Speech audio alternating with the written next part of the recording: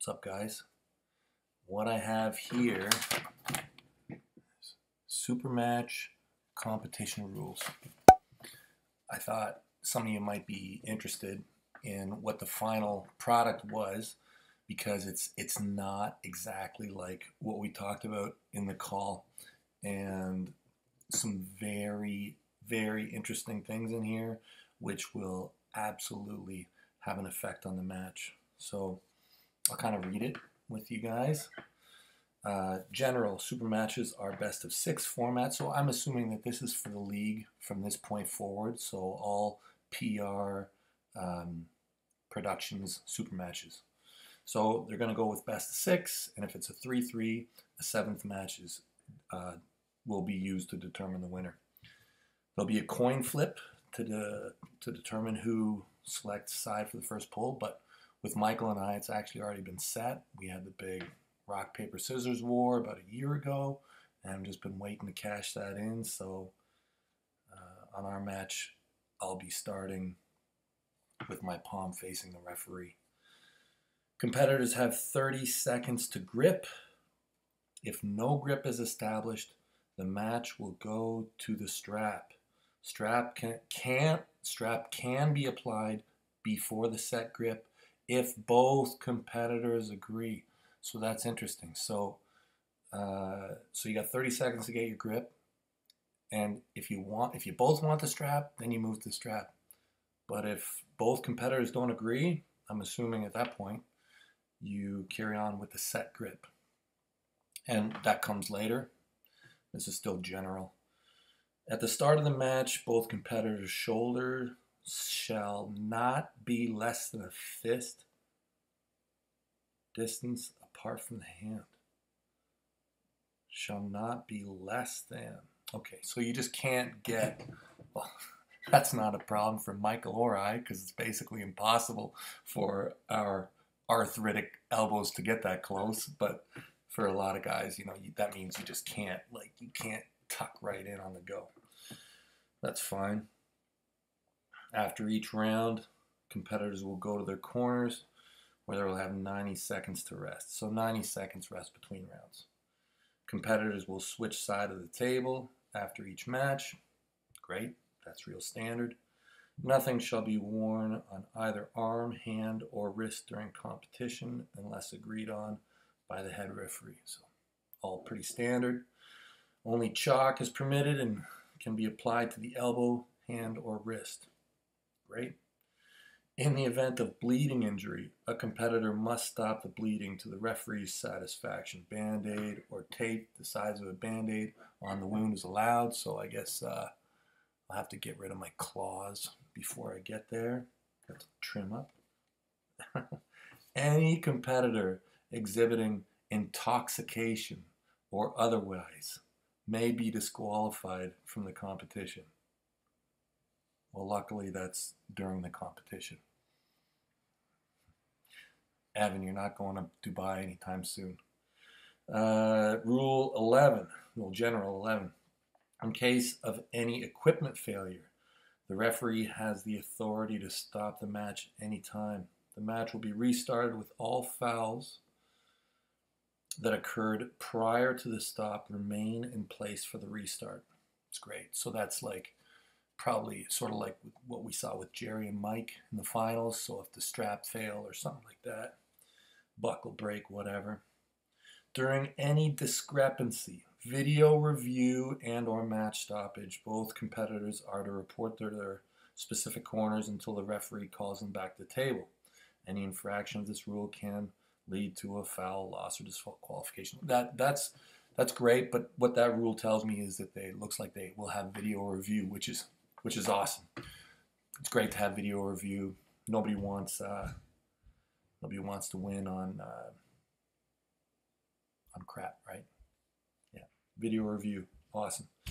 Any competitor who leaves the competition area, platform, or surrounding corners, either during the match or in the event of a rule discrepancy prior to any referee's decision, will be immediately disqualified from that match and forfeit any appearance fee or bonus monies for that match. Why is that rule in there? I can't imagine. Oh my God. You know, Wilt Chamberlain had rules written about him. So, I mean, it's cool that, you know, some athletes are getting these special change in the game. Not allowed to run away with your hammer anymore.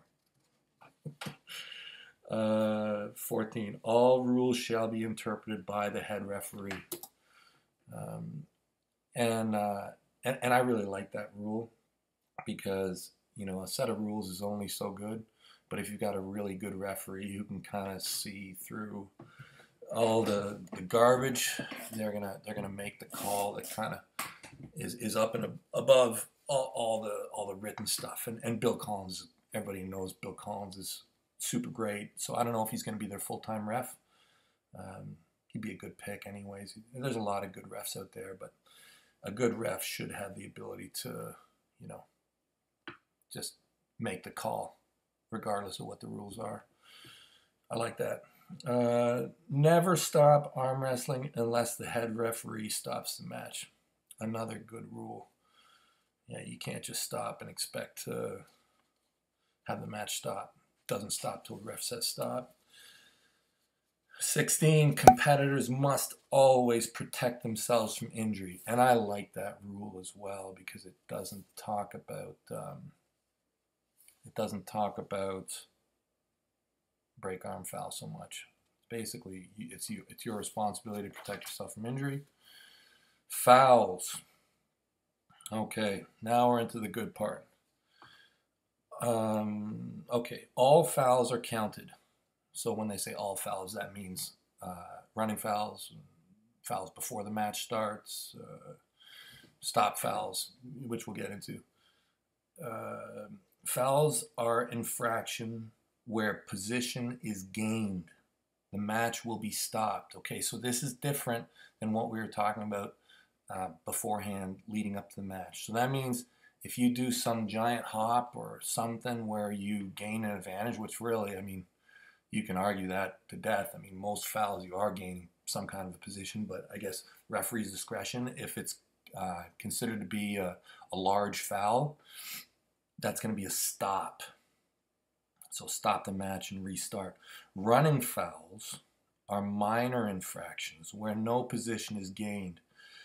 The match will not be stopped.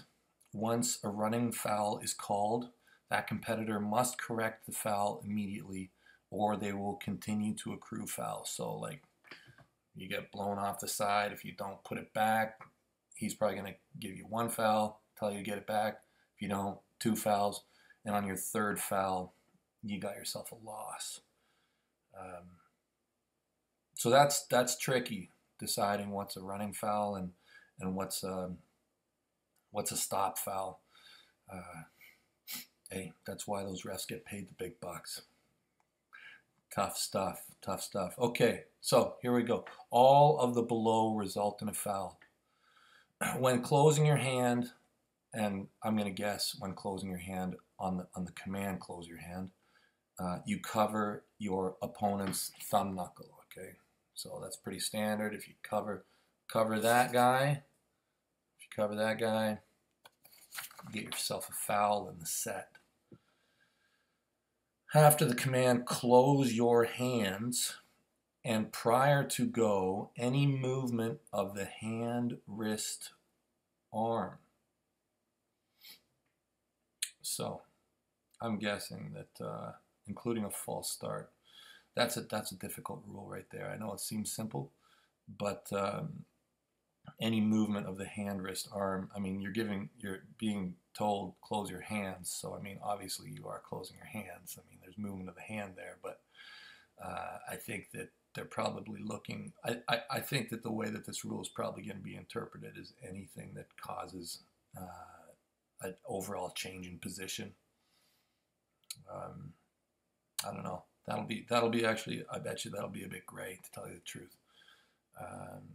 Close your hands and go. I mean, that's happening pretty quick, hopefully. There's nothing harder in arm wrestling rules than starting the match. This is the hardest part of a referee's job, guaranteed. Just to get to where he says go. Touching any part of their body, such as their chin, shoulder, or head to the competing hands. Okay, that's pretty self-explanatory. Shoulder crossing over the center of the table. So that was written in there. It's not in all rule sets, but I'm glad that's in there. I think it can get pretty wild. I mean, you can be throwing that thing over, and elbow losing contact with the top of the elbow pad. That's another interesting thing. Elbow losing contact with the top of the elbow pad at any time during the match.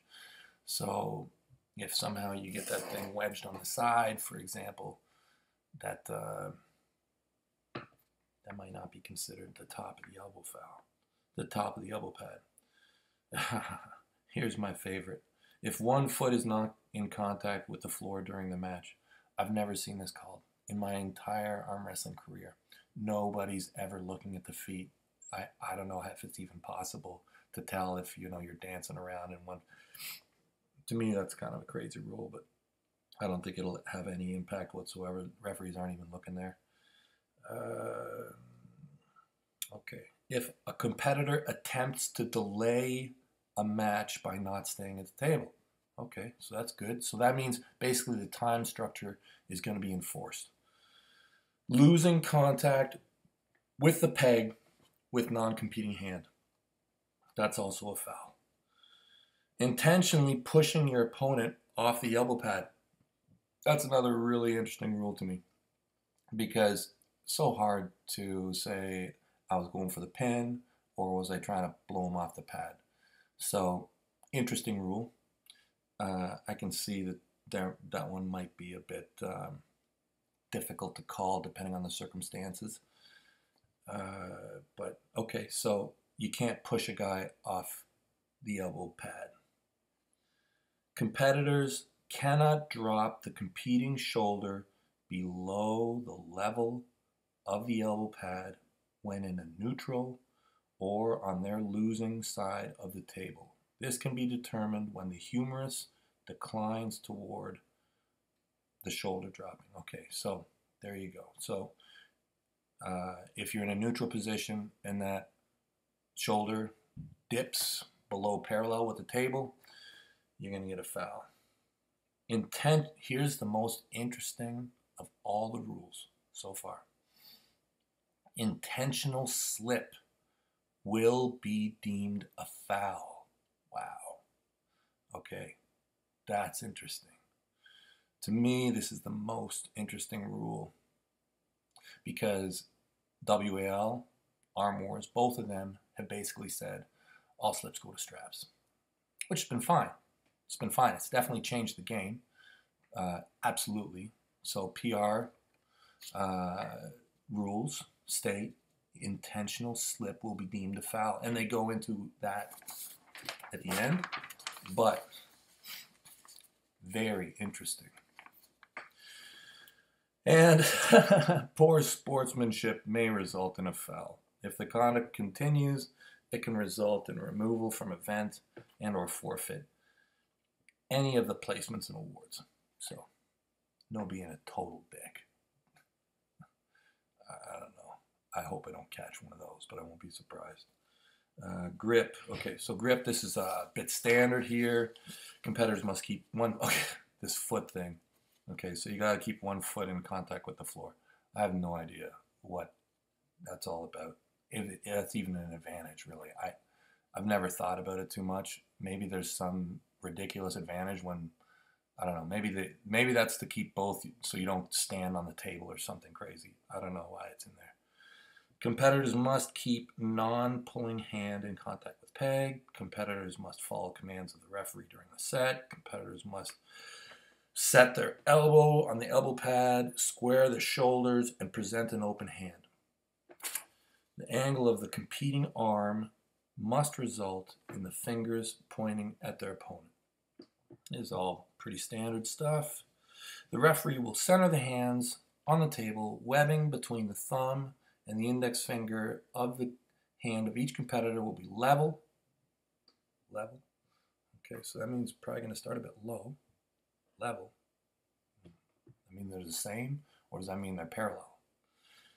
Anyways, will be level, close, and tightly set. Competitors' hands must be palm to palm, flat together, with no separation, to the satisfaction of the referee. The referee will hold the competitor's fingers while he gives the command, close your thumbs. The referee will command the competitors to close your hands. Referee must be able to see competitors' top of the thumb knuckles. Competitors must keep their wrists straight. When closing their thumbs and hands, the referee will give the command, go, to start the match. So there's no ready. No ready. Pin. Competitors must touch the pin pad or any portion of the wrist to the fingertips of their opponent. Must touch to the pin pad any portion from the wrist to the fingertips. Okay, so standard. A parallel pin will occur when any portion of their opponent's wrist to fingertips breaks the pin line. Yeah, okay, so that's the line between the two pads, so it doesn't have to touch it. You can go below anywhere. Pretty standard. Okay, so back to the slip, which is so interesting to me, because this is a bit new in a lot of pro formats. I know PAL does it, but UAL does it. But WAL and Arm Wars, which is the league that Mike and I have mostly been operating in, hasn't done it. Okay, so slip. When the hands separate completely during the match, a strap shall be applied. A slip deemed intentional by the referee will be considered a foul, and no strap is applied.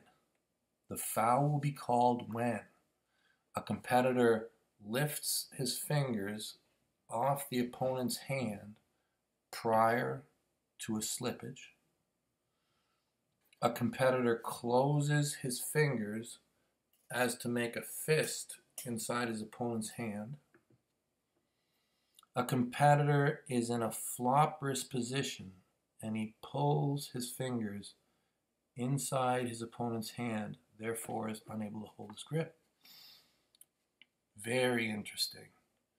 And this here slip rule will have, I think, probably out of all the rules that we've gone over and looked at and changed, I think that this slip rule is going to have the largest impact to the match. Strap can be applied at the wrist line, 1 inch below the wrist line. Stipulations. Any simultaneous fouls, almost couldn't read that, by both competitors will result in a stop, restart with no fouls. Again, poor sportsmanship may result in a foul. If the conduct continues, it can result in removal from the event or forfeit of any placements and awards. So that's it. So that looks like it's the final. I won't be surprised if these things continue to change right up until we get on the table. But from what I understand, this is the final draft of the rules for PR. Yeah, so what do you think? Is that going to make a big difference? Can't run to the straps. That's huge. You are not guaranteed straps in this promotion. And you get a restart if you do a big foul. These are two big differences in what we've kind of been anticipating and what is, I'll tell you, from my perspective, as an athlete, I'm totally happy with these rules. I think it's totally cool. You know, so long as both people have the same set of rules, it's great. No concerns. Oh my God, what is it now? I'm terrible with counting. What is it today? Monday? Is it Monday today? I don't know. Anyways, we're getting close. Monday or Tuesday. I have no idea. Okay, guys. Well, link in the description for the match. I'm ready. Mike's ready. It's going to be fantastic. Thanks for watching. Hope you enjoyed.